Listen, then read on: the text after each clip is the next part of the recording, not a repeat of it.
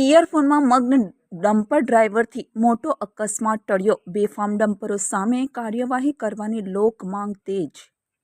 બદલતા ભારત ન્યૂઝમાં આપનું સ્વાગત છે.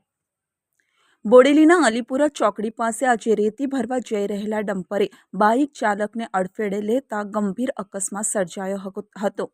અકસ્માત એટલો ભયાનક હતો કે બાઇક સીધી ડમ્પરના પૈડા નીચે દબાઈ ગઈ હતી. સદનસીબે બાઇક ચાલકનો આબાદ બચાવ થતાં મોટી જાનહાનિ ટળી હતી.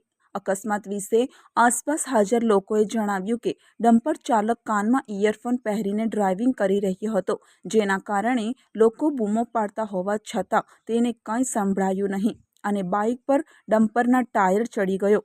ઇયરફોનમાં મગ્ન ડ્રાઈવરે ધ્યાન ગુમાવતા આ ગંભીર ઘટના બની હતી.